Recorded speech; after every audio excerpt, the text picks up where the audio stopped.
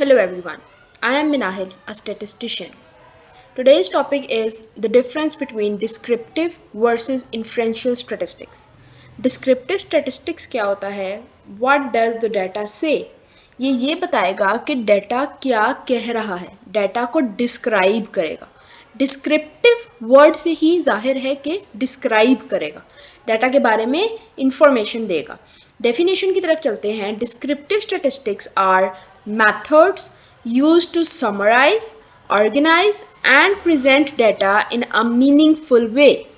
क्या करेगा? Descriptive statistics क्या बताएगा? एक ऐसा मेथड है जो कि यूज़ होता है डाटा को समराइज करने के लिए, ऑर्गेनाइज करने के लिए, उसको प्रेजेंट करने के लिए इन अ मीनिंगफुल वे.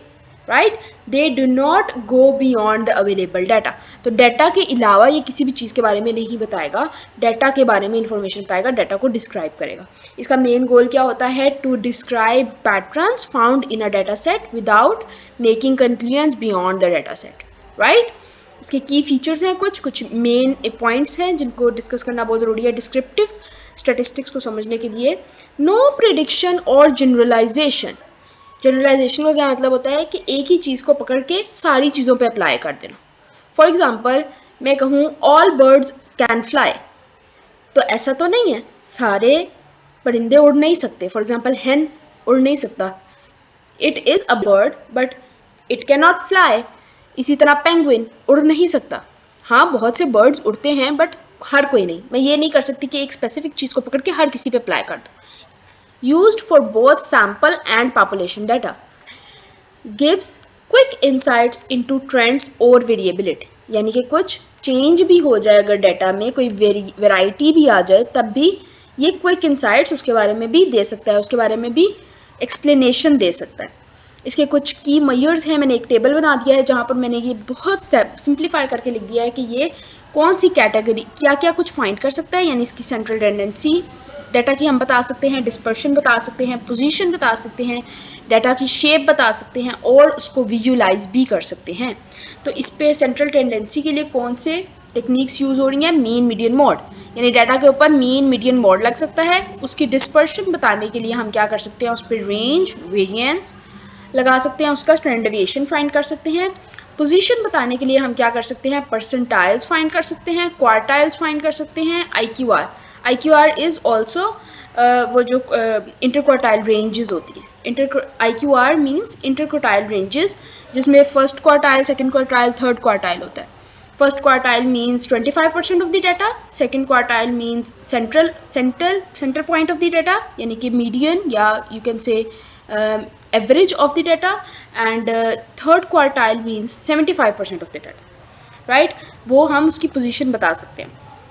अच्छा, डाटा की शेप बताने के लिए हम क्या करेंगे? स्क्यूनेस और कर्टोसिस लगाएंगे. और visualization, histograms, box plot, pie chart, bar chart, इन सब चीज़ों से हम उसको डाटा को विजुअलाइज कर सकते हैं. तो ये सारी कैटेगरीज हैं जो कि डिस्क्रिप्टिव स्टैटिस्टिक्स शो करती है. एग्जाम्पल की तरफ चलते हैं. A company records a salaries of 100 employees. अच्छा, एक कंपनी है, उसने 100 लोगों की सैलरीज को रिकॉर्ड किया एंड फाइंड्स, और क्या क्या फाइंड कर लिया? उसका मीन, उसका स्टैंडर्ड डेविएशन, उसकी स्क्यूनेस फाइंड कर ली. यानी ये सारी चीज़ें उसने क्या किया? डिस्क्रिप्टिव स्टैटिस्टिक्स को यूज़ करते हुए फाइंड किए. राइट, अब उसकी टेक्निक्स क्या हैं, उनको यूज़ करने का तरीका क्या है, वो आप SPSS पे, R पे या पाइथन लैंग्वेज पे अप्लाई करके, कोडिंग करके आप डाटा की आउटपुट्स या इनसाइट्स निकाल सकते हो. और वो तरीका भी इंशाल्लाह मैं जल्दी शेयर करूँगी अपने पेज पे. Okay, so moving towards the inferential statistics, that means what can we infer beyond the data. हम सिर्फ डाटा को एनालाइज नहीं करते. इन्फ्रेंशियल स्टैटिस्टिक्स सिर्फ डाटा को एनालाइज करने का नाम नहीं है. इट मीन्स कि आप उसको डीपली अंडरस्टैंड करो टू गिव इनसाइटफुल डिसीजंस. आप एक मीनिंगफुल डिसीजंस देने के लिए उसको डीपली अंडरस्टैंड करो, डीपली उसके ऊपर काम करो. राइट, डेफिनेशन की तरफ चलते हैं. Inferential statistics are methods used to make predictions, decisions or generalization about the population based on the sample of the data.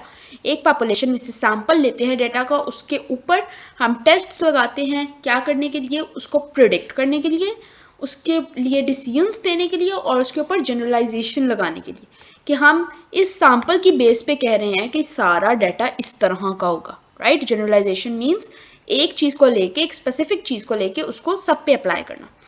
इसका मेन गोल क्या होता है इन्फ्रेंशियल स्टैटिस्टिक्स का? To draw conclusions about populations using sample data and evaluate uncertainty using probability theory। क्या क्या काम होता है? टू ड्रा कंक्लूजन्स ड्रा करना यानी डिसीजंस देना based on sample data, right. और क्या करना? And evaluate uncertainty using probability theory, यानी हम प्रोबेबिलिटी को यूज करते हुए कि हाँ हो सकता है ये भी हो जाए या हो सकता है ये ना हो, राइट। प्रोबेबिलिटी थ्योरी को यूज करते हुए हम अनसर्टेनिटी बताते हैं। Okay, right. So their key concepts are sampling, probability estimation, hypothesis testing.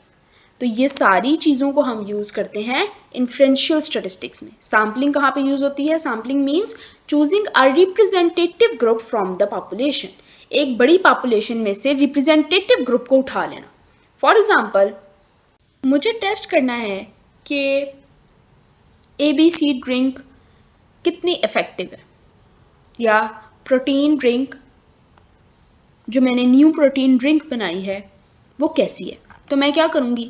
100 में से 10 लोगों को स्पेसिफिकली अपनी मर्जी से मैं एक रिप्रेजेंटेटिव ग्रुप उठा लूँगी कि मैं 100 में से 10 लोगों को उठा लूँगी जिनको मैं ये ड्रिंक टेस्ट करवाऊँगी और उनसे उनके रिव्यूज़ लूँगी, राइट।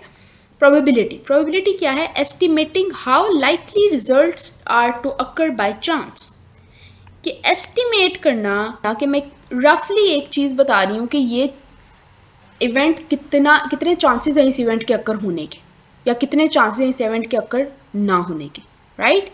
एस्टिमेशन क्या है? Point and interval estimates.